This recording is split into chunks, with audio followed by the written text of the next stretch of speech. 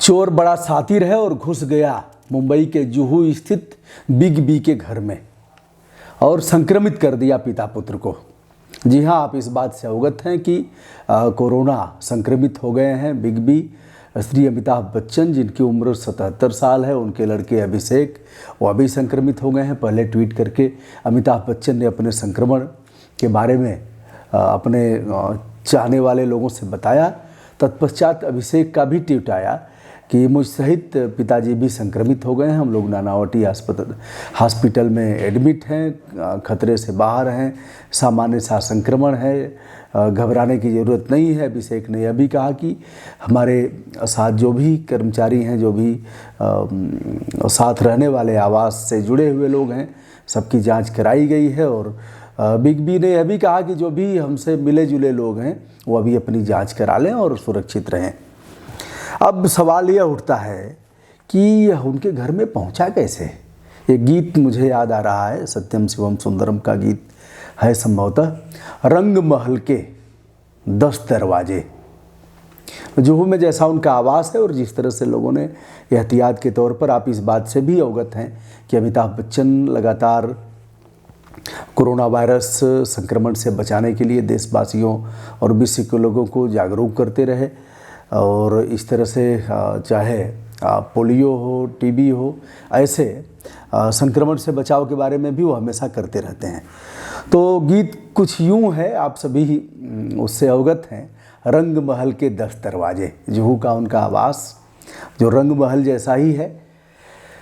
ना जाने कौन सी खिड़की खुली थी, सैया निकस गए, मैना लड़ी थी। चलिए, इतने से ही हम काम चलाते हैं। तो कैसे घुस गया, उनके मिलने जुलने वालों की भी कमी रही, बहुत लोग नहीं गए। जो भी मिलने जुलने वाले गए होंगे दरवाजे से लेकर के और सारे जो एहतियात बरत रहे हैं, सैनिटाइजर से लेकर के, उनका घर तो बताने की आवश्यकता नहीं कि किस तरह से समय समय पर सैनिटाइज किया गया होगा। वह लोग अपने आप में सतर्कता बरतते होंगे। जो लोग गए होंगे उनकी भी जांच की गई होगी थर्मल स्क्रीनिंग से लेकर के, और जो भी उनका मास्क उनके पास रहा ही होगा, सैनिटाइजर का प्रयोग किया होगा उन लोगों ने। फिर भी कैसे हो गया। अब पंगा लेने का स्वभाव है देशवासियों का। ऐसे गांव में बहुधा कहते हुए मैं भी कभी कभी कहता हूँ, हालांकि यह मूर्खता के सिवा और कुछ नहीं है, कि कोरोना क्या करेगा, इसकी ऐसी की तैसी, अरे हमारे पास प्रतिरोधक क्षमता है, यह क्या करेगा भैया, ये मूर्खता है, जिसको मैं भी कभी कभी करता हूँ, लापरवाही भी करता हूँ। मनुष्य एक सामाजिक प्राणी है। अब देखिए, कई त्रयोदशा हमने छोड़ दिया, इधर नहीं जा पाए। कुछ त्रयोदशा है, कुछ मांगलिक कार्यक्रम ऐसे, फिर पूजा पाठ सावन के महीने में यदा कदा कभी दर्शन हो जाता था किसी धार्मिक स्थल पर। लेकिन धार्मिक स्थल और सभी जो देवतुल्य लोग हैं वो तो यही हैं। अगर ठीक से पुकारा जाए, कोई दिक्कत नहीं है, मंदिर मस्जिद में नहीं, घर से ही हम कर लेंगे इबादत, जो भी करना होगा। लेकिन लोगों का स्वभाव है कि हमारा यह करेगा क्या। तो भैया ये दुस्साहस है। दो चीज़ें हैं, साहस और दुस्साहस। साहस तो ठीक है, साहस करना चाहिए, साहस पॉजिटिव है, साहस सकारात्मक पक्ष का धारक है। हम साहस करेंगे ही, मनुष्य के स्वभाव में है कि हम साहसपूर्ण प्रदर्शन करेंगे। किंतु दुस्साहस का मतलब कि जानते हुए भी दुस्साहस करना, आग में कूद जाना। मानस में लिखा गया है, जान गरल जो संगति करहीं, कहीं उमा ते कछु नहीं मरहीं। जान गरल, गरल यानी विष, जान करके गरल से, विष से जो संगत करहीं, जो विष का पान करेगा। तो कहीं उमा, शंकर जी पार्वती जी से कह रहे हैं कि ते कस नहीं मरहीं, वो मरेंगे क्यों नहीं। तो जानबूझ करके अगर आप पंगा लेते हैं तो उसका परिणाम तो खराब आएगा। अब देखिए भैया, 2 दिन का लॉकडाउन है उत्तर प्रदेश में। आज दूसरा दिन है, कल 5 बजे भोर में समाप्त हो जाएगा। लॉकडाउन का पालन मैं भी कर रहा हूँ, घर में हूँ, तो पालन करने की ज़रूरत है। कहीं देख रहा हूँ मार्केट में कहीं पालन हो नहीं रहा है। आत्मनिर्भरता की बात कह दिया मोदी जी ने, इसका मतलब सरकार ने हाथ खड़ा कर दिया। दावे चाहे जितने भी किए जाएं, इतनी जांच हो रही है, यह हो रहा, अगर आज भी जांच पैसे दे करके हो रही है। 4500 रुपये में कुछ नाम घटा, 2500 रुपये, पता नहीं क्या क्या आया, कोर्ट में मामला गया। तो अगर इसके बाद भी जांच इतने में हो रही है, और आपके पास देखिए, मेरे पास ऐसे दर्जनों लोगों की सूची है जो बीमार पड़े, वाराणसी और गाजीपुर के अस्पताल के चक्कर काटते रहे, किसी हॉस्पिटल ने इसलिए उन्हें एडमिट नहीं किया कि पहले कोरोना की जांच की रिपोर्ट ले आइए। मर गए लोग, दम तोड़ दिए, नाम ले लेकर के बता दूंगा। तो दोस्तों, उनके लोग दौड़ते रहे, घिघियाते रहे, मिन्नत करते रहे और अनुरोध करते रहे कि बचा लीजिए, भर्ती कर ले। कहा नहीं, पहले कोरोना के जांच की रिपोर्ट ले आइए। कोरोना की जांच की रिपोर्ट कई दिन में मिलेगी, आप सभी को पता है। दावे लगातार किए जा रहे हैं कि ये है।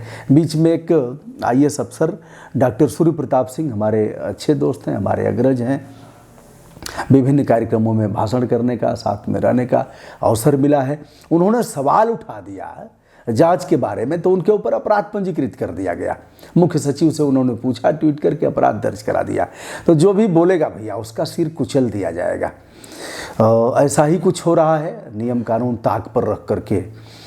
तो बोलेगा कौन? किसकी हिम्मत है? इसने आवाज़ कैसे उठाया हमारे खिलाफ? जैसे कई बार मैंने कहा है, बहुत से प्रशासनिक और पुलिस के अधिकारी, आप अगर उन्हें नियम बताएंगे तो आप जाएंगे कहाँ? यह कौन आ गया?